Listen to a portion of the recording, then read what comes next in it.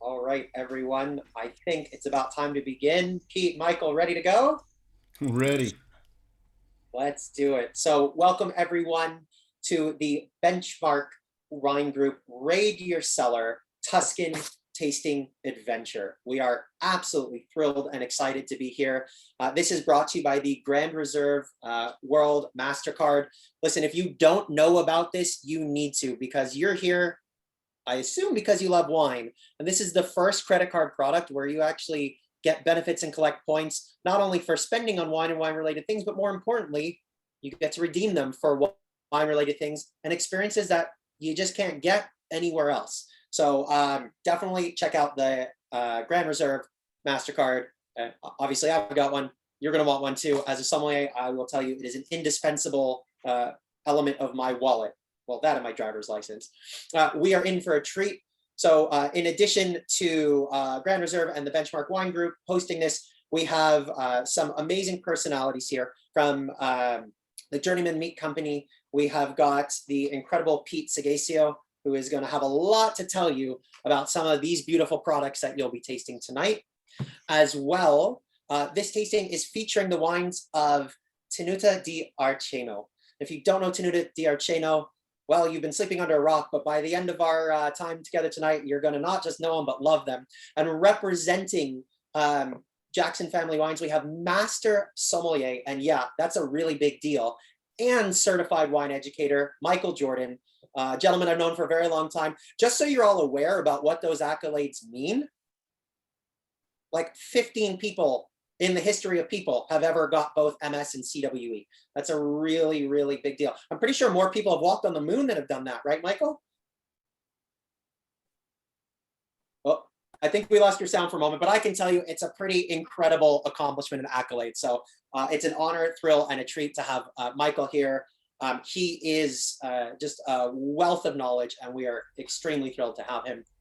Lastly, my name is Erik Segelbaum. I am a sommelier, advanced sommelier. I don't quite have Michael's testing pedigree just yet, but I am the former corporate beverage director for Steven Star Restaurants. And while I hate talking about myself, I'm supposed to tell you that I was Food and Wine Magazine 2019 Sommelier of the Year and Wine Enthusiast 2020 40 under 40. Just squeeze that in there because I'm already 40 now. So just got in under the gun. Anyway, well, everyone, we are excited to get going, and we have a very special guest coming to us remotely, recorded from Italy. We have Pepe Sheeb.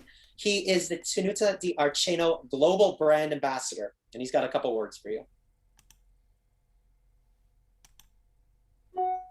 Buonasera, this is Pepe Sheep, Brand Ambassador of Tenuta di Arceno, and I'm happy to welcome you to this incredible tasting that has been organized by Benchmark Wine. It's going to be an all Tuscan tasting adventure. I'm so happy that we could match our wines from Tenuta di Arceno, Strada, Sasso, Valadorna, Arcanum, together with the products from the incredible Journeyman meats. Pete Seghesio is going to present those, and our wines are going to be presented by Master Sommelier Michael Jordan. So we are in good hands. From my side, I just wanted to say hello and remind you that we are in Italy opening our tasting room for all the people that are going to be able to visit us this summer. Situation is changing also over here. We are getting vaccinated all around, so hoping to see a lot of people at the estate and enjoying the wines and friendship and the love for this very nice product that we have with you. So enjoy the evening, thank you very much, and see you soon down here in Tuscany, Tenuta di Arceno. Salute Pepe, e salute tutti, chin chin. It's an absolute pleasure. Michael, I think we've got to go visit him. We have to take him up on that offer. Pete, you're going to need to come too, and we might just need to bring a suitcase of charcuterie both ways. So excellent. So if you haven't already poured your wines, I don't know what you're waiting for. Let me explain how this is going to go. So we have not just incredible charcuterie and incredible wine, but this is the culmination of a group effort where these wines were tasted with all of the different types of meats that Pete's company makes. And they were specifically paired, so much so that one of these, I'm not going to spoil the surprise with which one, but one of these three types of charcuterie was created specifically for the wine pairing. So if you haven't done it yet, go ahead and pour yourself the Strada al Sasso Chianti Classico Gran Selezione. Don't worry, Michael's going to tell you all about what Gran Selezione means. And your pairing with that is the Journeyman Finocchiona. So if you haven't started eating it, I don't know what you're waiting for. You're all adults. This is a wine tasting. Don't wait for us to tell you to eat and drink. We're going to start there. Pete, I'd love for you to tell us a little bit about your journey with Journeyman. Thank you so much, Erik. We started Journeyman about 5 years ago. I grew up in Sonoma County, born and raised, and grew up in a wine family here as well. And in 2012, decided to go in a different direction and went to Italy.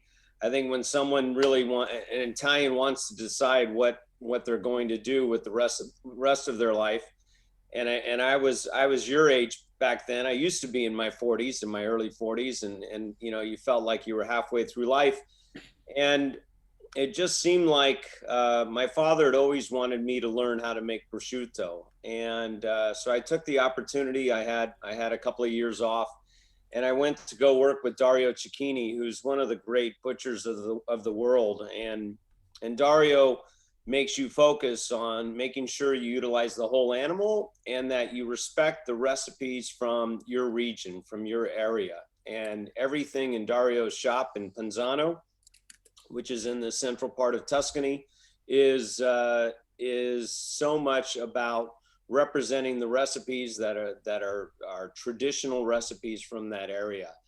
And that just always stuck with me. I also got to work every February with the Marini family out of Florence. They've been making prosciutti and salumi since 1902. And the Marini family was very gracious. I was the first outsider let in, and to make salami their way, and whole muscle, coppa, lomo, prosciutti their way. And the difference with how Italian producers or European producers make cured meats versus how American producers make cured meats, it's a much slower process in Italy. And the salumi in Italy is much milder, and it doesn't have the hard acidity. So we focused on building a meat company that was European design, European built, and European methodology. And so the meats, you'll notice, are more silky, they're more nutty, more butteriness. They don't have that hard acid that you see with so much of the cured meats in America. I mean, the big producers can make a chub like this in 12 days. For us, it takes 33 days. So when you're fermenting at a much lower temperature, we ferment in the mid 70s, 72 to 74. So when you ferment slow, it causes the pores in the fermentation to be small. And so when you have small pores, the aging takes a long time. And so you get much more distinctiveness, much more character in the meat. So, but we're a little artisan facility here in Sonoma County. That's our bacon. This is Nicola Marini, one of my mentors in Italy. This is their Finocchiona. The upper right is our Rosso, one of the other types of salumi that we make. We make all of our own products. So whether it's our jerky, our salami, our bacon, our coppa, our lomo, it's all made here in Sonoma County, and it's done the true European way. And we have a wonderful little butcher shop in downtown Hillsburg. And if you're in the Hillsburg area, please come by. I thought all three of these wines are amazing. I miss having world-class Italian wines of great structure and pedigree with a strong sense of place. And I need more samples. I don't know how I do that, Erik, but anyway. I know some people. I bet you could probably trade some meat for them. So let's get into it. So thank you, Pete. That's your story and your history and how you founded Journeyman. It's amazing. Obviously, if you're into wine, you probably recognize the pedigree and his last name alone and the family connection there. So I mean, it stands to reason. It's really perfect that you've taken sort of the almost genetically inherited understanding of wine and flavor and turn that into a salumeria, which perfectly complements wine. It's almost like you were given a head start. So I'm really happy that you're here and that we're able to taste your incredible artisanal. And people throw that word around all the time. It really is artisanal, is It's products. Eric, the similarities between wine and salumi are so parallel. I mean, we add a small amount of organic sugar. We have Italian bacteria that ferment the sugar. That fermentation in the meat creates acidity and drops the pH of the meat to make it safe. That plus the drying, the aging makes it safe. It's all about quality of ingredients, local ingredients, and striving for layers of complexity and distinction. So a lot of commonalities between wine and great salumi. And let's not forget that most of your salumi, at least the ones we're tasting today, even have wine in them, which I think is pretty awesome. So talk about synergy. So if you haven't all started, again, I don't know what you're waiting for. Definitely try the Finocchiona and the Strada al Sasso. Michael, honestly, we could be with Michael for 3 days hearing him talk about this incredible estate. Michael, you're going to have to distill that down a little bit more quickly. But for those of you that don't know, and I'm going to let Michael take the mic here, this estate and the wines that come from this estate are absolutely legendary. And some really incredible things are happening at Tenuta di Arceno, and you're going to find out about some of those over the course of our tasting tonight. But just some things that really no other Italian winery could say in terms of vine material, in terms of history of site and sense of place, just in terms of who their winemaking team is. There's some pretty impressive stuff. So Michael, please tell us about Strada al Sasso. And inquiring minds want to know, what the heck does Gran Selezione mean anyway? Thank you, Eric. I have to say, this is an honor being on with you and with Pete. It just doesn't get much more delicious than this. I'm just so thrilled to be here. What we have in the glass right now, the Strada al Sasso, which by the way, translated into English means Stone Street. That happened to be Jess Jackson's middle name, which is one of the reasons this is named that. Although the streets and the road there is paved with stones and gravel that has been there for hundreds and hundreds of years. We're in Tuscany. We're going to show you a map in a little bit once we zoom in on the region and talk about the vineyards and those things. But for this pairing, it's interesting to me to know that this is 100% Sangiovese grape. Now, that grape was named by ancient Etruscans before there was even Romans, okay? And the name Sangiovese, literally translated in their language back then, means the blood of Jupiter. Ooh. It's kind of romantic. That's kind of cool, right? It's a good story. But they've never found it necessary to change that name after all these years. It's still Sangiovese. And this grape grows to perfection in Tuscany, and it's not low level, low altitude fruit. We're growing this stuff up, over 1,000 feet on the hillsides up there, and there are several degrees or levels of quality, as Eric was saying, in Chianti. You got, just plain old Chianti. There's the Chianti that was in the flask. It's called a fiasco. Well, it must have not been very good back in the day. They call it that, in that little straw flask. It's romantic, and you can melt the candle in there. Oh no, sorry, that was back in the 70s. And today, now we have the Chianti Classico, which is in the center of the region of Chianti. And that area was kind of demarcated ever since the 1300s. Yeah, and they have an emblem like a consorzio or a group of people that only grow within the Classico, which means the heart or the center of the area, the old original land. Then there's the Chianti Classico Reserva, and that needs to be, a higher quality, a longer aging, another half a point in alcohol, and it's not high to begin with, so that just gives richness and texture. And then now there's the Gran Selezione, which only a couple of years ago was created, another higher level of quality of Chianti, even higher than Classico Reserva, and this is hand harvested.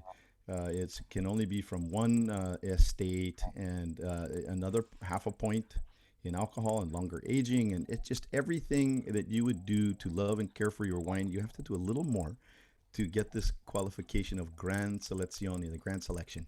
Now, this is again 100% Sangiovese. The 17 vintage was phenomenal. This wine is beloved by Italians in the area, and people all across the globe, because everybody that we drink this with seems to like it. It is one of the greatest food wines on the planet. That is Chianti. I'm Italian, 100%. I can't help it. I just love it. But I don't want to talk too long about this particular moment because we've got a lot of beautiful things to share with you. I think that the beautiful bracing natural grape acidity makes your mouth kind of juice up. It's a spicy grape, and you get a lot of those grape spices. It is like dusty, dried cranberries and dusty, dried cherries, and then almost kind of a sun-dried tomato um, nose and flavor too. And then it's spicy, and the tarragon and oregano and basil and all of those things come through. And there's even a little bit of black licorice and maybe even some peppercorn, some people say.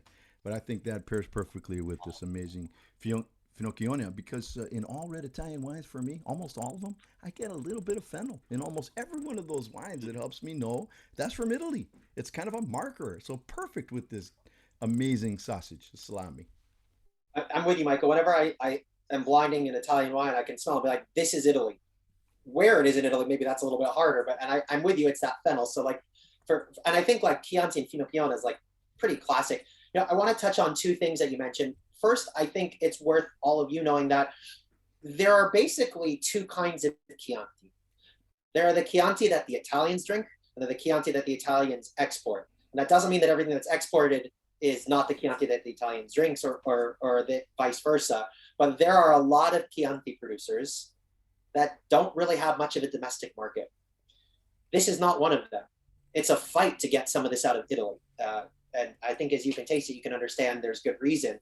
The other thing that's worth noting for you trivia buffs is that it wasn't until Gran Selezione was created as a category that it was even legal to have 100% Sangiovese. So that was a huge change. In fact, Michael can tell you the exact dates, but for many years it was required by law to have 2 white grapes in your Chianti as well as Sangiovese. So just interesting to see that Chianti has evolved to create this category, and that, much like the Journeyman products, like we are at artisan level, top tier, top of the game. So just absolutely gorgeous. I think we should move on, don't you? We've got a lot of wine to try. So the next, here's some information. So it's 100% Sangiovese, as you can see. For our technical friends that like technical information, there you have it. 30 months total aging, of which 10 to 12 months are in French oak.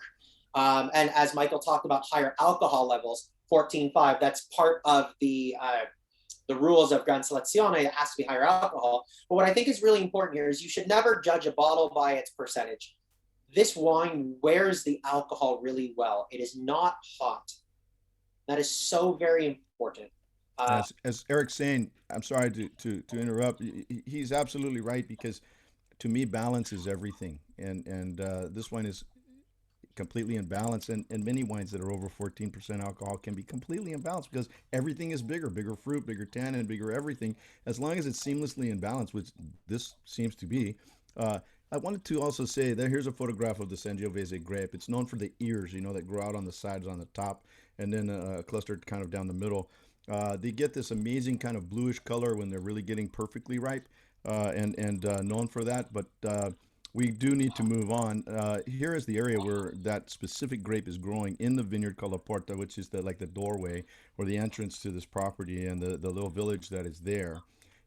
Our next wine is going to be the Valadorna. Erik, would you please cue this up for us? Yeah, absolutely. Do me a favor, pull that last picture up for one quick moment, please. So whenever I'm talking to people about Italian wines, or specifically Tuscany, basically what I love to tell people is, if you ever just like wake up in a field and you have no idea where you are, and you look in any direction and you can see olives, grapes, and cypress trees, you are 100% in Tuscany. You cannot be anywhere in Tuscany and be outside unless you're like blocked vision by a building without seeing olives, grapes, and cypress trees. And this picture is like such a perfect picture to illustrate that point. Just worth putting out there. So our next one is the Valadorna. This is a blend. So what's really interesting, Michael, I might have you discuss the idea of super Tuscans, but before I do that, we're going to talk about, I'm going to have Pete talk about the Saucisson. But you should know that the Valadorna is a blend. It's, correct me if I'm wrong, 65% Merlot, 19% Cabernet Sauvignon, 11% Cab Franc, and then 5% Petit Verdot. Did I do okay? Spot on, brother. So, Pete, you created this Saucisson sec specifically for the Valadorna. Tell us how tell us about that process, how you arrived at this flavor profile, and how you came to this perfect synergy of food and wine understanding. Well, Erik, most of the Italian salumi, and salumi is just the plural for salami. So when you're talking about multiple salamis, it's the more polite way to say is just salumi. But this is a more of a French pedigree wine grown in Italy, and it just seemed that the Italian salumi by region can be in some cases can be very overpowering. I mean, some of the soppressatas from the south or the Calabrians and even some of the ones up in Piemonte will be very high in the clove and the nutmeg, and it can be too much. And so with Merlot and Cabernet being in this, we did a version of Saucisson sec, which is just salt, pepper, and a tiny bit of garlic. And it is, it's just very pure. It's very simple. There's a very famous salumist that lives in Sonoma County, Vecchio. And he's an old friend of mine, and he gave me this recipe to use with this wine, and it's just very simple. But for a traditional French charcuterie, Saucisson sec is the foundation of French charcuterie, and it just seems, since these are truly French varietals but grown in an unbelievable site, it made sense to try this for this wine. And to me, it's a great pairing. So, Pete, I love that you interpreted the French influence of this wine. And believe me, when we tell you there's a French influence, I'm going to let Michael share that little secret. I love this, the interpretation of the French influence of the wine into the French charcuterie. Look, food and wine pairing is not as complicated as most people think. Most food goes with most wine, but extraordinary food and wine pairing is very difficult. Right. And as Michael and Pete can tell you, so to take this approach of not just a flavor profile, but also like the heritage identity that informed the profile of the wine, I think it's just, that's some next level stuff. And if I didn't already love you, now we have it. Because this is my first time tasting this Saucisson from you as well. And that's pretty cool. Michael, you got a lot to tell us about the French history of this wine. Let's have it. Yeah, I'm really delighted to do so. And Pete, I got to tell you, this pairing is amazing. That is delicious because it's so finesse. It's not overpowering in any way, as you said. And with the Merlot as the star of the show here, softer, smoother grape, with more black cherry and plum flavors, and a little bit of floral, characteristic, a little bit of violet, and almost a little blueberry thing going on too. But there is some Cabernet Sauvignon in here. There's 11% Cabernet Franc, 5% Petit Verdot. Wow, what's up with that? These are all international varieties, and they all came from France. But back in the 70s, Antinori, great man, was very excited about making wines with international varieties and planted some Cabernet Sauvignon, Merlot, and Syrah, and things like that. And there were a few others that were doing it. But with the DOC classification system in Italy, kind of like the AOC in France, there was only three levels. It was, table wine. You don't even need to put a vintage on there or the grape. It's just table wine is what we get in the village, in the trattoria and the jug on the table, €1 or €2 for a glass.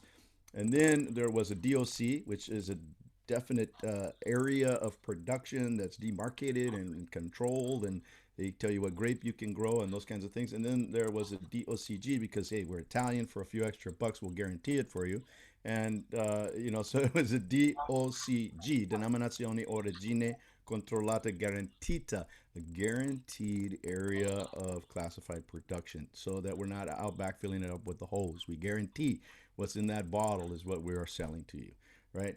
And really, that's why the thing came about in the first place, because there was a lot of fraud back then. Imagine corruption in the wine and liquor industry? No way. Come on, man. But there was Antinori and these guys were making great wines. They were better than the top quality wines from grapes that are not supposed to be growing in that area by law, or it can't be classified in the current law. So they created a new level. Instead of just 3 levels, they created an IGT. And it was more based on the geography or where you're growing that grape instead of what specific grapes they are. You could blend anything and grow anything anywhere and have a better, higher, kind of a better prestige designation instead of just table wine, because you can't get $100 a bottle for something labeled table wine. Very difficult to get that price. Well, that's why the IGT came about. That's what they call super Tuscans. It was the blends that were growing out in Bulgaria and out in the area by the sea in Tuscany. And man, they were making Sassicaia, Salaya, Tindagnello with the first. And these great wines really commanded a lot of money. And that's how they justified selling it. But then as a result, people started finding out that they could really grow those grapes very well in the region of Tuscany, in one of the 20 regions of Italy, the new Republic of Italy. It's only been around since the 1800s. Before that, we never had one Italy. It was 20 kingdoms, right? And they each had a different language. That's why we can't understand each other, the north and the south. But this one is based on Merlot. There's a hero in this story named Pierre Saillant. He's the winemaker over at Verite. Well, he's one of the winemakers here too. And he worked with Jess Jackson. And when they bought this property, they were partners in business. And he went to the Moix family, Chateau Petrus, in in Pomerol, where he grew up in Saint-Emilion in France, and said, "Hey, you guys, I love you guys. Can I take some cuttings because I want to clean up these Merlot cuttings and take them to Italy and to California because I want to make some really great wines and I need the greatest plant material in the world to do that. And you guys are the ones that have the best vines." Moix family, and this is just like urban legend, told them, "Yeah, sure, go in the middle of the old block of Chateau Petrus and take all the budwood cuttings you want. Jean Charles, take him to the old best vines and let him take all he wants." And as they were leaving, they were kind of laughing. Jackass, it will never work. Guess what, folks?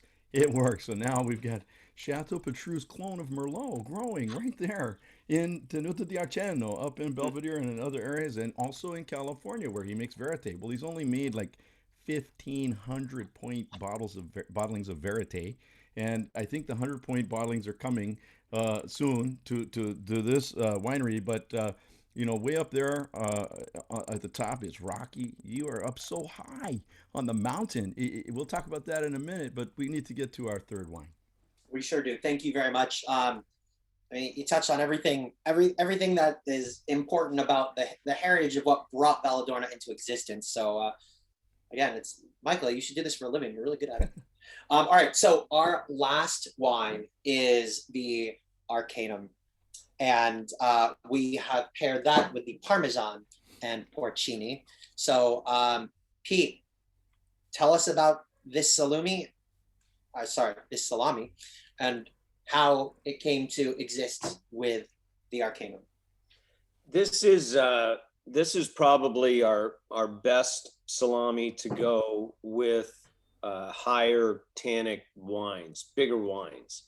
And anytime you add Parmigiano Reggiano to a salami, and you have that cheese and the dried Italian porcini mushrooms, you have strong flavors, but they're softer flavors. And on higher tannin wines, the cheese wonderfully acts as a great palate cleanser. So the protein obviously does as well, but you're getting two things that help cleanse the palate: the wonderful heritage pork and the Parmigiano Reggiano cheese that we add to this. And we add it at the very end of the mixing cycle. So if you cut into your chubs, you'll see the white is the little perfect fat pearls. We use back fat from this one specific ranch up in Washington State, the Klingeman Ranch, and so the back fat is very hard and firm. So the salumi doesn't have swirls to it, has great definition. But the thing that is yellow, that is a little crumble of the Parmigiano Reggiano. So just a very unique recipe. I was dreaming. It was a long night with a chef friend of mine, and we were talking about what could we do with salami, and this came out of that discussion. And it was about R&D for about a year, because Parmigiano is tough to have it bind with the meat. But after a year, we figured it out, and it's probably, It's our go-to salami for wines that are going to have the most power, the biggest wines, wines with incredible structure. This is a salami that seems to match up best with that. Absolutely fantastic. Yeah, my first thought of this, and Pete, you don't know this about me, but my first 10 years in this business were as a fine dining chef, and I've done my fair share of very amateur charcuterie. My first thought when I heard about this is like, how the heck do you stabilize and bind Parmesan in salami? I'm blown away. It's like these amazing little salty crystals. So whatever your secret is, make sure you keep it a secret. You better be having everyone that works for you sign an NDA on this one. No, Erik, it's really a simple secret. It's the only salami we make that has non-fat dry milk. Every salami in America, if you look at the ingredient list, you'll see they all add non-fat dry milk. And it's a way to, it allows them to use cheaper fats, cheaper meat, because the non-fat dry milk helps with the binding. Nothing else we make has it, because that would be cheating. But the Parmigiano Reggiano doesn't bind well, and it needs that non-fat dry milk. So that's our little secret. So if you can keep it with yourself and the 21 other people on here, but that's the thing to look at is non-fat dry milk. It's a way for people to use cheaper meat and more fat, and that's how they get away with it. But we don't use it except in this because the Parmigiano wouldn't bind without it. But anyway, mum's the word. So, well, it's just between you, myself, Michael, and everybody else in this Zoom room. So we won't say anything. And ladies and gentlemen who are watching, we'd love to see your comments in the chat, what you think about the wines, the salumi.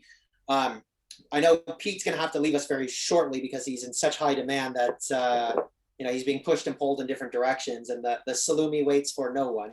But Pete, before you leave me, just, as somebody whose entire career is based on understanding and describing flavor, and as obviously someone who loves cheese, I think you can't be in the wine business if you don't love cheese. One of my favorite things about harder cheeses is when you get those brilliant little pockets of salt crystals.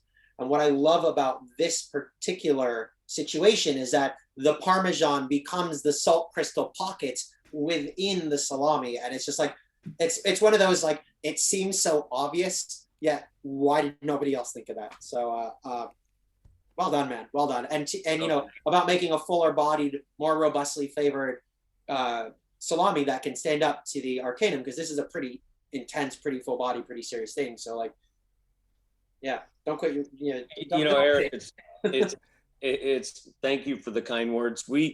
It's interesting to see what people buy. Finocchiona and Sopressata, everybody knows that. Saucisson sec, more people knew it than I realized.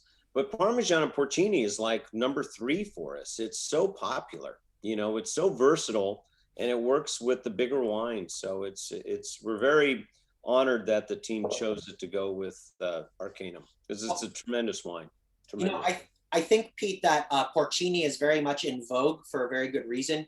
You know how certain food items like cycle into popularity? Right now, it's all about porcini, which is a perfect segue into the composition of the 2015 Arcanum, because as Michael can tell you, and I will certainly tell you if he'll let me, of course, the meteoric rise in popularity of Cabernet Franc in the last decade or so, it was already a star as a grape, but now it's just like vaulted into like absolutely new heights. Michael, tell us about why Cabernet Franc as the benchmark. See what I did there? Because benchmark going. But why Cabernet Franc is the benchmark for the Arcanum? And also, while you're doing that, I'm going to backfill a second question about this whole experience, and that is the connection between Cabernet Franc and Pierre Celan. Well, thank you. Well, thank you for queuing that up and teeing it up for us.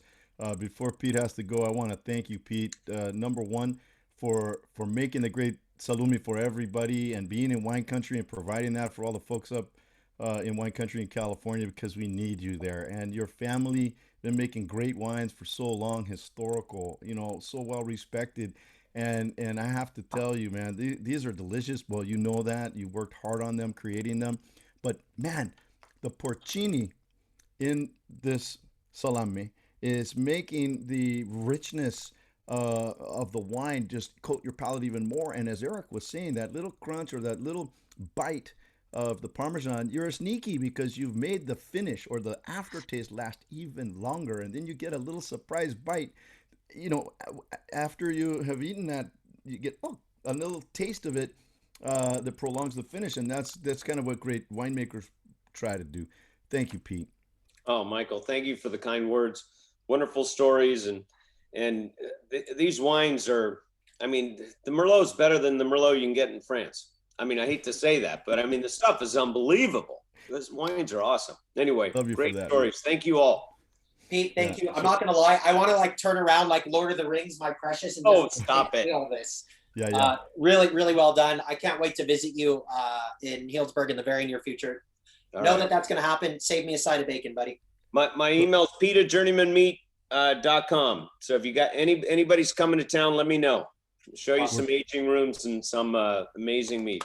We're putting in another order tonight. Okay, everybody. So 2015 Arcanum, 74% Cabernet Franc, as Eric is saying, and 10% come down on the Merlot, 10% Cabernet Sauvignon, just those three grapes, and uh, again, Pierre Sayan, really, he's a Cabernet Franc Merlot right bank style blend specialist. He loves working with Merlot and Cabernet Franc, whether it's in his own vineyard, Chateau Le Seg on the right bank in Saint Emilion or Chateau Vignon, his locations that he grew up in and has wine there in France, or in Verite in California, where he's growing these grapes in California, or right here in Tuscany in the area of Siena area where he's growing these grapes way up on the mountain in Italy. And as you can see, okay, great, 97 points by Parker. Well, that's kind of a big deal. Try to get that. That's difficult, but I said the guy's made 15 wines that have gotten a 100-point score. And I know points aren't everything, and that's all we look at. But if you don't think getting a 100-point wine is a special thing, try to make one. Good luck with that, right? Yeah. And he knows how to do it day in and day out. So what we have here is bigger flavor, more intensity, like a more of a furry, velvety mouth coating tannin that lasts on your palate longer and creates that longer aftertaste. There is more intensity, but it's not like hit you over the head, uncomfortable. It's just quite delicious. It is totally drinkable now, especially with something as rich and intense as this that balances it well. But this is a wine that's going to age 20, 30 years, no problem. And I can't wait. I can't wait to last that long. And so, and drink it then. But we don't have to wait. Like the old Bordeaux's of old had to wait 10, 15 years to drink them when they were in balance. This wine is incredibly imbalanced right now, but you can tell it's just a baby. Just a baby. And what we're talking about is growing in the full sun in this beautiful warm area with cool nights, so it still retains some natural grape acidity that balances and makes your mouth water. And Eric, you were a chef, and I have some great respect for you. I want to tell everybody my newest kind of discovery of something very old is this porcini powder. And if you're not having it in this amazing salami with the Parmesan, use it as a dry rub for a big ribeye steak, okay? And sear that sucker in your cast iron skillet and have it with this wine, because that porcini just does something. The umami factor and the richness, man, makes this wine just sing. Thank you so much for all your help with this, Eric. There's a few more slides. We're in Tuscany. We're in between Florence and Siena, and Castelnuovo di Berardegna down in the far right bottom hand corner is the province where we're located. These are the three men. These are the guys that guard the castle at night. These are the two winemakers, Lawrence Cronin and Pierre Sian, and the viticulturist that runs all of the farming in this great estate at Tenuta di Arceno, Michele Pezzicoli. And here's the arch, the Arceno, the actual arch. There's a 400-year-old arch. You drive through this thing and you get to this spot where that little wall, the road, nothing has changed there pretty much except the new buildings in the last 400 years. The vineyard is exactly where it was 400 years ago. We're talking about sustainability in practice. Yes, we're trying to hopefully preserve and protect our lands here in California so that we can also grow, our great grandkids can grow in the safe, pristine land that our fathers did, and we're learning from these guys. Here's the evening time where the tone's all mellow and it's time to start drinking the big red wines. And I love this. It's an infographic, but it shows you the tallest buildings in the world, and that this vineyard, well, these vineyards that the wines came from today are over 2,000 feet in elevation. You wouldn't think you're growing high elevation fruit in Tuscany. It just doesn't come to mind, but it is. And there's something about high elevation fruit that really gives more intensity, more structure, more everything. And here is some of that fruit and gnarled old natural growth. Here are 6 wines that this winery and company makes.